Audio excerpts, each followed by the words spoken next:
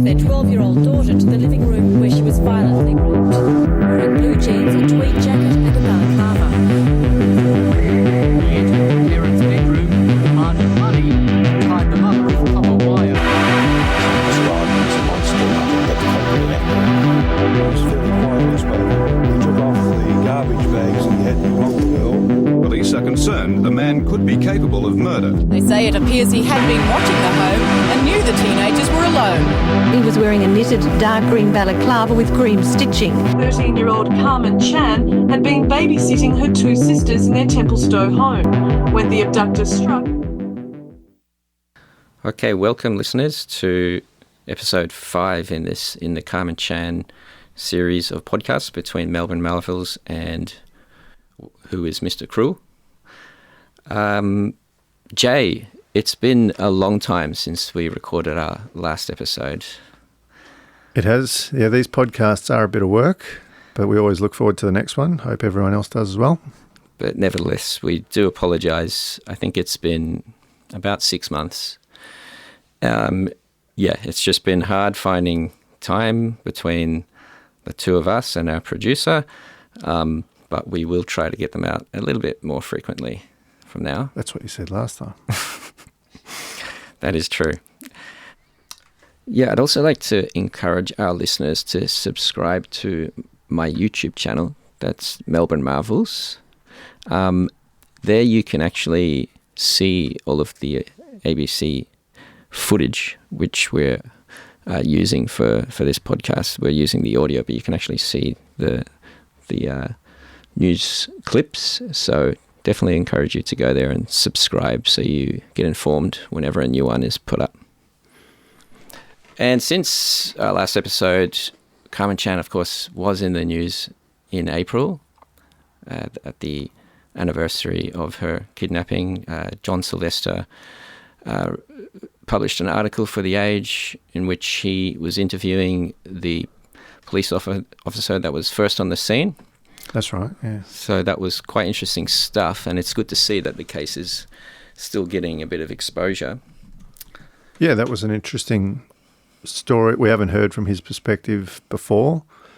He was a traffic patrol officer from memory, and so he was there and to hear his account of what he saw. There was also more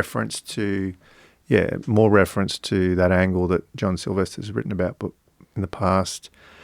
Some of John Chan's business associates, one being our well-known receiver of stolen goods, I think is what he said. So we kind of referred to that in our previous episodes as well. Yeah, we did. So he's clearly of the belief that the Karmein Chan abduction is not related to the rest of the Mr. Cruel series. But let us continue our analysis. We're going to continue going through the way that this abduction has been portrayed in the media. So the first article I want to discuss today, Jay, is that was released on the 19th of April, Herald Sun article, How to Spot Mr. Cruel. And guess who it's by? One of your favourite criminologists? Yes, it's by the renowned Paul Wilson, who the ABC described as, quote, brazen. He was convicted of brazen and persistent sexual abuse of a young girl in the 1970s. So, as we stated before, this man was employed by many media organisations when big crimes occurred in society to give an analysis. And here he is giving an analysis on sexual offenders, which is quite, I don't know what way you'd describe that considering what we know he was convicted of later. Yeah. I mean, I think we spoke about it a little bit in jest, but, you know, this is a man who is alleged to have committed some of the same crimes that he's sort of profiling and talking about. So it's adds an interesting dimension to it. Yeah, so in this article, he's basically talking about what people should look out for with this offender. And he talks about he gives some sort of facts about child molesters and abductors, and some of the things he says are they're almost always male, often have a criminal record for sex offences, are usually aged between 20 and 40 and live alone, are often unable to socialise with adults, and is described by workmates as being shy, introverted and antisocial. He goes on, although I agree the abductor is likely to have a criminal record, that record may not necessarily be for sexual offences. This kind of contrasts somewhat with what we later hear from the FBI profile, where they very much talk about the offender more likely to be someone that you wouldn't suspect, a typical, perhaps even a family man who might active in the community. May work in upper management. Yeah, you wonder if there's a different school of thinking in Australia versus the United States, or if one of those two profiles had more basis on the actual facts of this case. Well, it's interesting you say that, because he's actually based this on psychological profiling from the United States of sexually motivated child abductors. And I think that kind of shows the limitation of some of these as profiling as a tool. The fact that you can get, he's either antisocial or he's very active in the community. So they're generalizations. The article talks about how readers may be able to spot the offender, and he says there are grounds for suspecting your neighbour if he has changed the times he normally comes in or out of his house, if he has taken an unusual amount of sickies over the past week, if he has avoided seeing or talking to you and has been more antisocial than before, if there has been an unusual amount of noise at his home. Loud radio or television is obviously an attempt to drown out the noise of a child. Well, I'm not sure you can really say that personally, that it's obviously an attempt. He goes on, if he has appeared more nervous and agitated and often glanced back at his house, this is a sign not so much that he feels guilty, but that he's worried he might have left some sign that there is a child in the house. I mean, you can see how this could lead to a bit of a witch hunt, can't you? And people looking out windows at their neighbours. Especially with what we talked about in the last episode, where there was this panic in society going on, and women and children were understandably terrified at the time.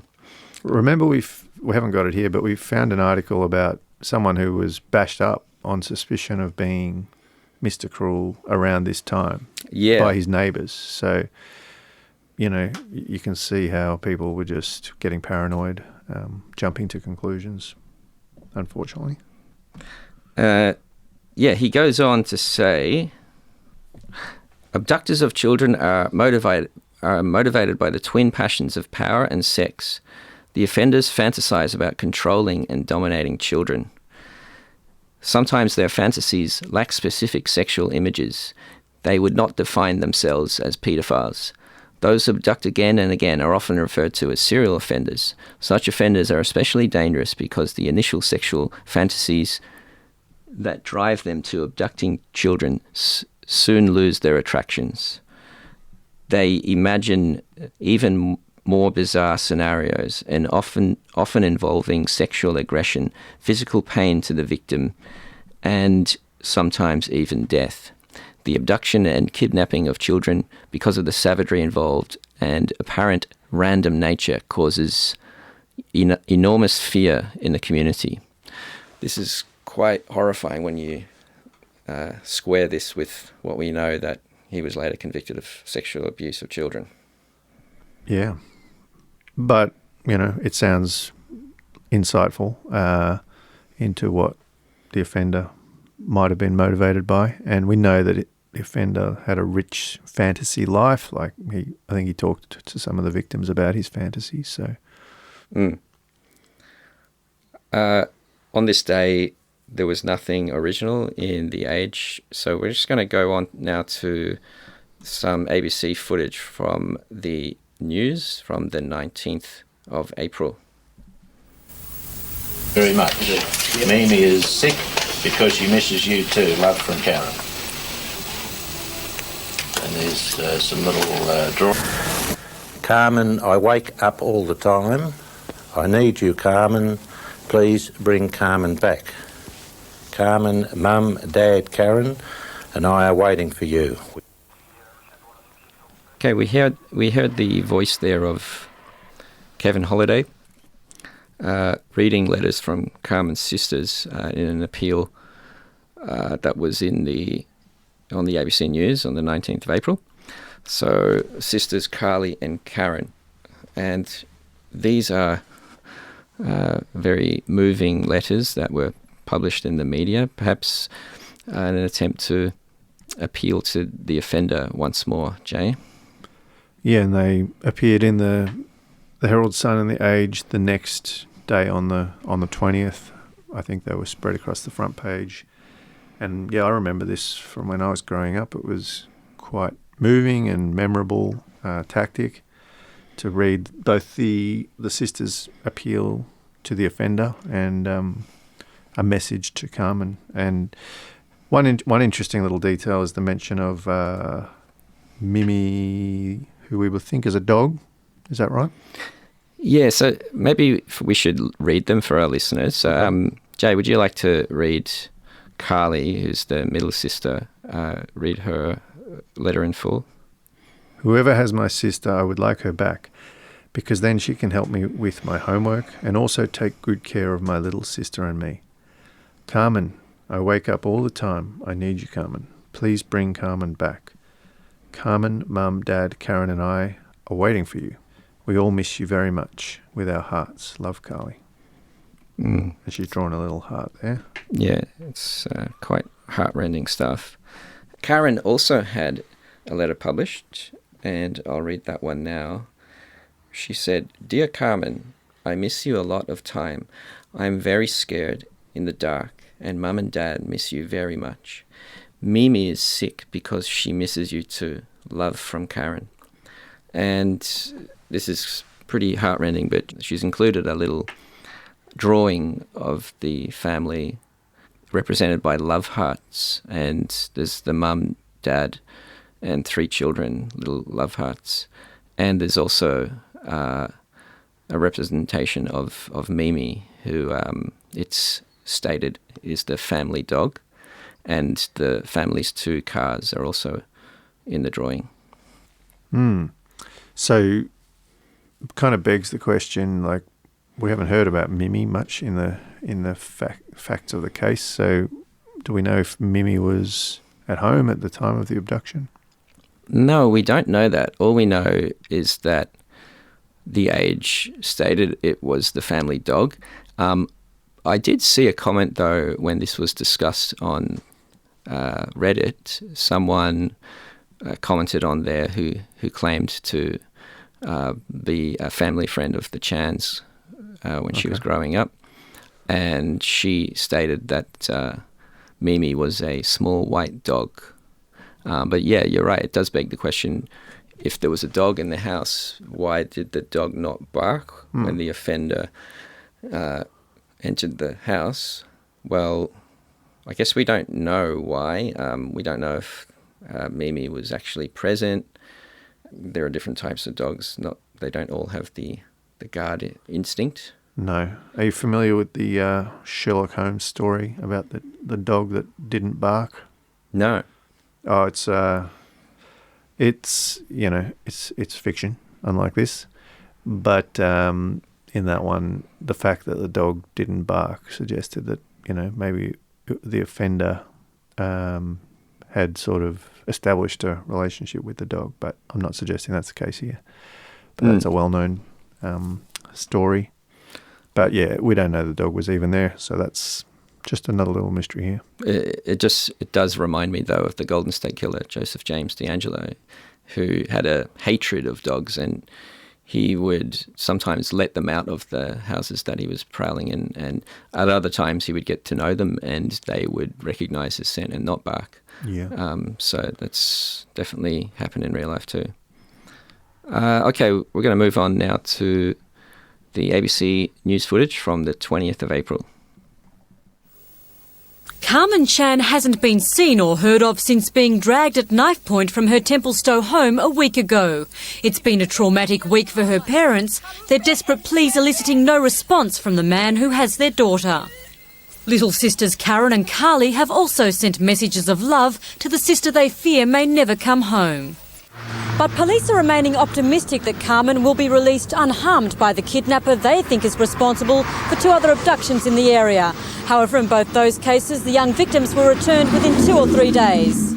Police suspect the kidnapper may hold on to Karmein until the end of school holidays tomorrow week. Meanwhile, Detective Inspector David Sprague believes the man they're looking for is living alone or minding a flat in the area.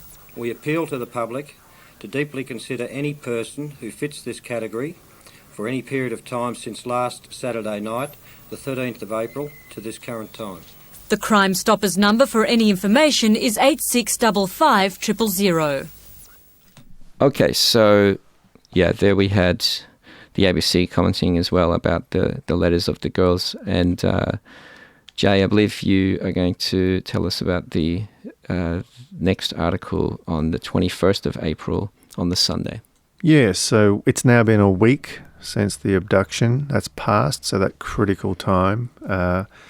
And on the Sunday in The Age, there's a big front page article called Kidnap Girl, New Clues by Paul Daly and Anthony Catalano. So the article says that investigators have linked Carmen, Nicola and the Lower Plenty attacker to a series of rapes dating back to 1985 based on common characteristics. So this is the new clues that they're talking about. So do we know exactly what rapes they're referring to here? Yeah, I've done a little bit of coverage on this on my blog, but essentially they're referring to a series of sexual attacks and abductions that were linked to Mr. Cruel before Karmein Chan's abduction. And they were actually investigated in an operation called Operation Challenge. And that was set up after the abduction of Nicola Linus in July 1990. So I just want to go through which attacks were among that series that were linked. So you had, first of all, in February 1985, which was a 14-year-old girl in Hampton who is abducted from her home. Now we know from Adam Shan's recent program, The Hunters, he's claiming that he's been informed that the DNA from this attack was compared to that found in the case of Sharon Will's abduction, and that they didn't match. So essentially, and this wasn't discovered until 1993, 1994 by Operation Spectrum, is my understanding. So that was later ruled out. This attack is essentially later ruled out. But the others, so we have in April 1985, we have an attack on a 26-year-old woman in Hawthorn, and she's not abducted. She's attacked in her home. Were there any other family members present that we know about? Not in that case, is my understanding. We have July 1985. We have a 14-year-old boy who is abducted off the street in Hampton. Right. And where is he? Do we know anything about where he was taken or what happened to him? No, we don't. But my understanding is he was let go again in the street.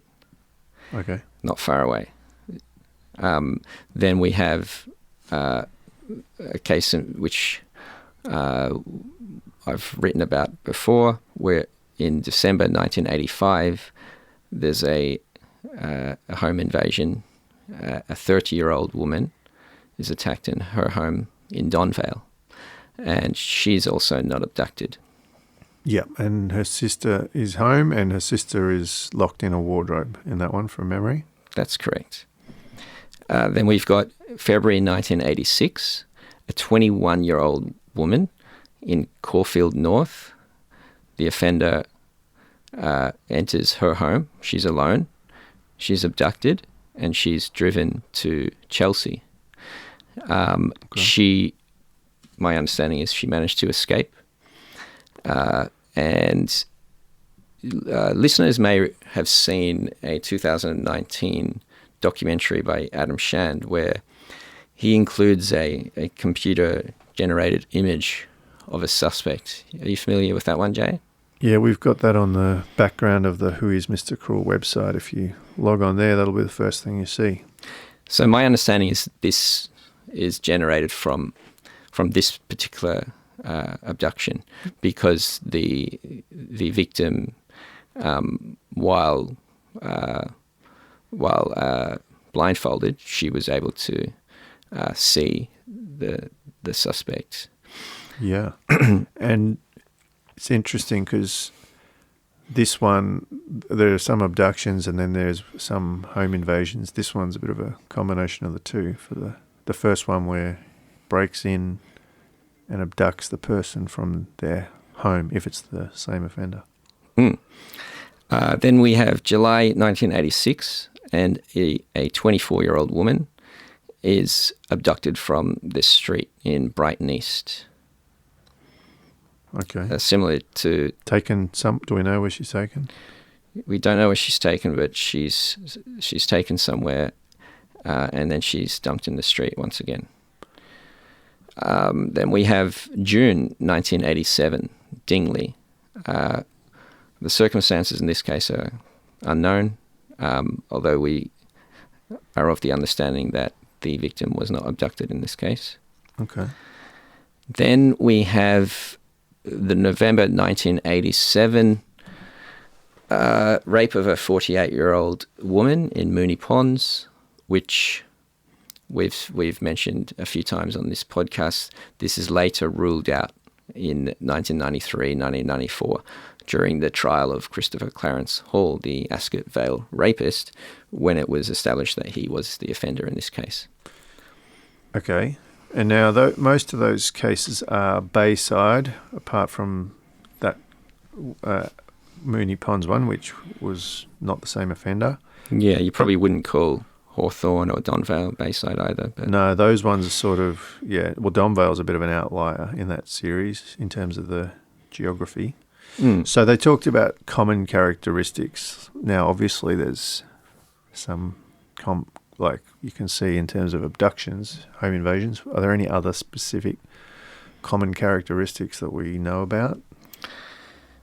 Yeah, so it seems like some of the common characteristics in many of these cases were the offender ensuring that the victims wore iPads or blindfolds. Elastoplast is common in many of the cases. And that includes the one by Christopher Clarence Hall, doesn't it? He used... Well, yeah, that's where it gets confusing. We know he used elastoplast as well, which is why that attack was grouped with some of these. But he was ruled out as being this offender. He couldn't have done... No. He was in prison in 1990, so he couldn't have been involved in the Nicola Linus abduction. Some other things in some of the cases, it involved walking the victims around in the streets when they were abducted, like we saw in the Nicola Linus abduction. Mm-hmm. Listening to radio was another common feature. Probably the most defining feature, though, is that the offender in all these cases goes to great lengths not to be seen, to keep his identity hidden. Yep. And he's very careful to clean any potential evidence. Yeah, absolutely. All right. Well, so the article then goes on to talk about how the Karmein's abductor was believed to have entered through an unlocked door or window after tampering with an elaborate electronic security gate. Do we know now how the offender definitely got in? Well, if you look at the house in question on Google Maps, you can see that there are two driveway access points to the property. Now, it seems that the Chans were only using one of these as the driveway, and the other was simply a pedestrian access. And my understanding is that the offender is most likely to have entered through this so-called pedestrian access. It wasn't locked, whereas the other one, it was believed to have been locked. Right. And then point of entry into the house, because apparently the doors were unlocked leading into the house. But my understanding is it was definitely through a window. Yeah, and we saw that footage in one of the ABC News clips of the policewoman carrying away some evidence, which was the fly screen of the lounge room window, which the offender had torn with a knife, and there was a wind-out window there, which is perhaps one of the reasons why detectives at the time really thought it was the same guy that they had been studying as part of Operation Challenge. Yeah, same method of entry as Nicolaitis. Yes, wind-out window. So that might have been one of the reasons they were convinced. Okay. And then do we know any more about the electronic security system on the house?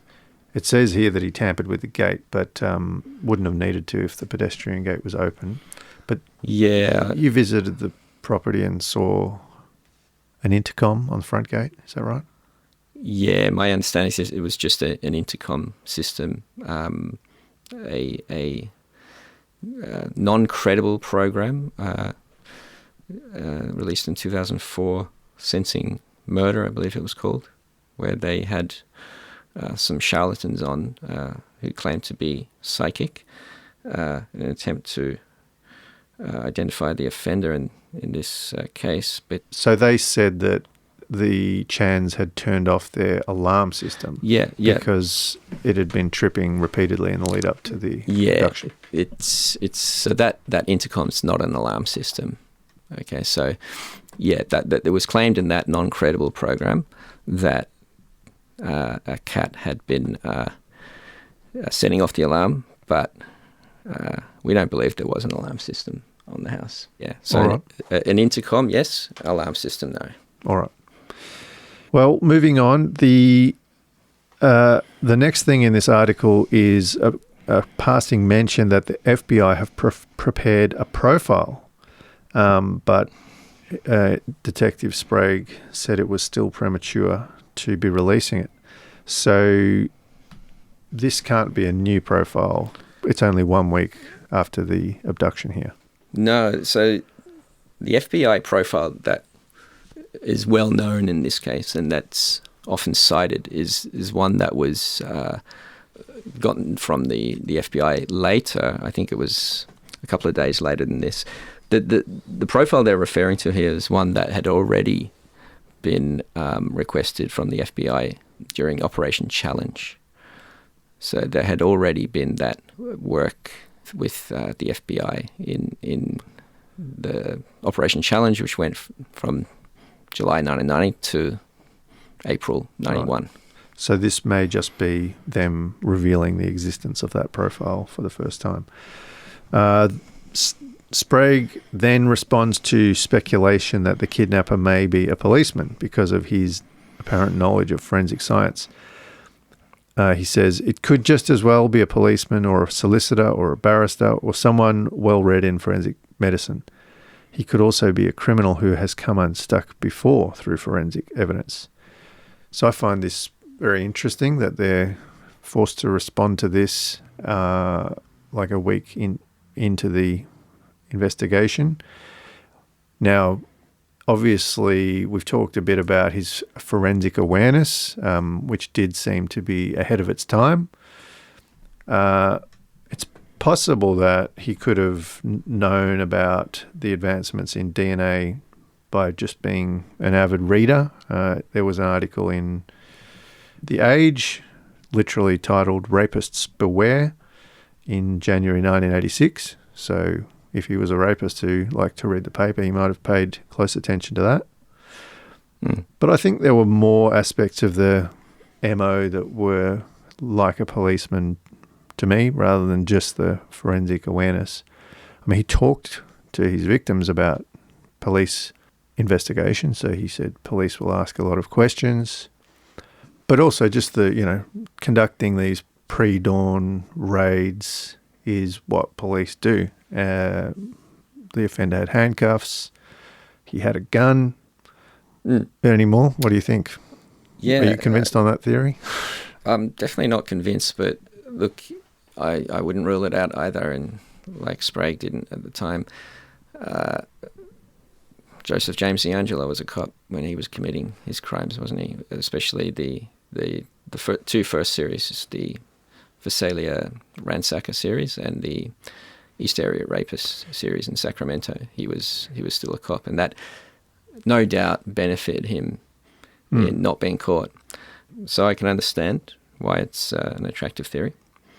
I wouldn't say I'm convinced, but yeah, it's one of the occupations that I think is deserving of some further analysis. Yeah. It's well, Joseph D'Angelo. With that case, there was always speculation he could be a policeman because of the way he held a torch, shone it in the victim's eyes. In fact, the police radio was heard by one of the victims at the time, though, maybe they didn't put two and two together, but the clues were kind of there all along. Yes. Mr. Cruel didn't do the same thing with a torch, though he did have a torch in Sharon Wills' case. Yep, I believe so. He did say, yeah, and it's just an intriguing theory, I think.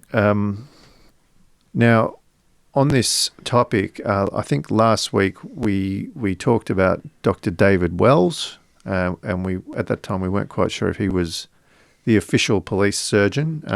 Done a little bit more reading, and he was, in fact, the official police surgeon. What did that involve? Well, one of the roles was examining victims of crime. So he did indeed examine some of the victims of the Mr. Cruel attacks. So like physical examinations post-assault, not psychological support. We believe so. Now, there were other police surgeons. However, he was the official police surgeon. Although the reason why we're talking about that was because of the press conference. We mentioned that Nicola Linus had said that the offender told her she would be examined by a police surgeon. Someone did contact me and let me know that she might not necessarily have used that exact phrase. So we can't sort of hang our hat on that. She may have used a different phrase, and it's just been reported as that. Okay, thanks for clarifying that, Jay. And just on Dr. David Wells, when you do go and subscribe to Melbourne Marvels on YouTube, we've actually included some additional footage of David Wells speaking, footage that wasn't included in the podcast from last time. So definitely go and check that out. But perhaps we'll move on with the rest of the article. So it talks further about what steps he's taken to remove forensic evidence, and says he's avoided leaving any body tissue, pubic hair, blood or semen on his victims. He has carefully gathered and taken away DNA evidence. So that's interesting, given what you said earlier about the Hunters program and Adam Shand revealing that, in fact, they did find DNA on one of the victims.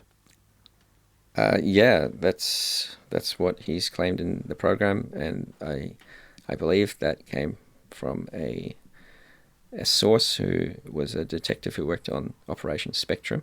That's what it says in the program. And this is compared to DNA found from the 14-year-old Hampton victim, and it didn't match. Now, that's quite significant, of course. Now, I don't know whether the DNA that they found from the Sharon Wilkes case was studied in 1988 when she was abducted, or if it was something that Operation Spectrum found later on further analysis of any exhibits that they had. Can you recall at the time of the Sharon Wills abduction, in the media, did they draw the links to the Hampton case then, or has the Hampton case already been mentioned in the media before the Karmein Chan? They definitely hadn't when the Sharon Wills case was in the media. Okay. Yeah. Well, I think your question's a good one around when they did this test, because the other thing is very early DNA testing often used up the entire sample. Now, I'm not an expert, but I did a bit of research on the internet, so I'm as good as an expert. And so if they did the test really early on, there is a risk that they might have used up the whole sample just testing it against the Hampton one, is my understanding. So hopefully they still have, if they ever did have the DNA, they still have it in storage. And, why on earth wouldn't they use all the developments in forensic investigative genetic genealogy? Did I get that right? FIG? Yeah, I believe so. Yeah, you'd think that anyone working on the cold case, that would be something they'd be looking at. Yeah. Would have looked at already, but... Well, I don't think Victoria Police have successfully solved any cold case murders using that technique. Meanwhile, Western Australia, they are kicking goals in that area because they've solved about 5 cold cases. So... Yeah, Victoria, you got to lift your game. Absolutely. All right, well, this article is nearly done. They just go on to mention that decoy evidence has hampered the investigation. And interestingly, they say that they think the Asian drug dealer graffiti has no bearing on the case. And even the fact that the 2 girls attended PLC might just be a coincidence that the offender has used to his advantage. I thought that was quite interesting. Yeah, because that's often, the opposite is often thought of that's one of the potential links between the cases. And they also talk about the fact that no other state has had a series of rapes and kidnappings of the same nature.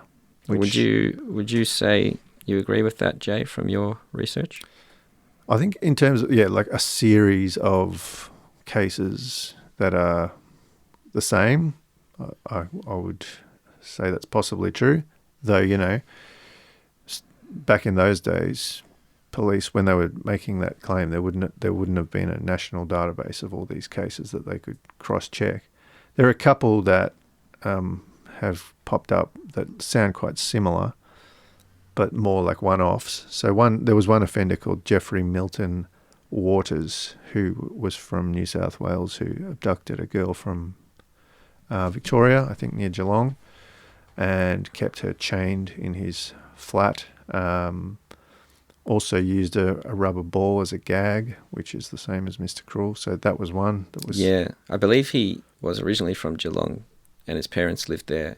He abducted the victim, who was the daughter of a family friend, and took her up to Sydney and abused her along the way, and kept her locked up. From what I remember, he was an individual with low IQ, so perhaps different to our offender in that way. Yeah, probably not our offender. He also used handcuffs and had a restraining device, which is similar to Mr. Cruel. He had one of the earlier victims chained by the neck from memory, or secured by the neck, let's say. Yeah, I think that was not chained in the Sharon Wills and the Nicola Linus abductions. Right, that was the case. Then there was another offender who very similar MO, but this happened in 1992 in Sydney. So a guy called the Sydney Lovers Lane abductor, who has never been caught. There are differences. He abducted 2 young women from cars at Lovers Lanes and tied up the boyfriend, abducted the woman, and took them to a bunker for period of hours where he played the radio. Again, he kept them chained up and bathed them. So there are other offenders out there who are similar, but I think it's the series that they just couldn't find someone else who... That does sound very similar to our guy. In that case, remind me, were the victims teenagers or adult women? Yeah, the victims, it was in the media, so we can say their names, Belinda Hall and Linda Cook. They were young women, I think late teens to early 20s. So the man was in a balaclava and bound, gagged and blindfolded the women.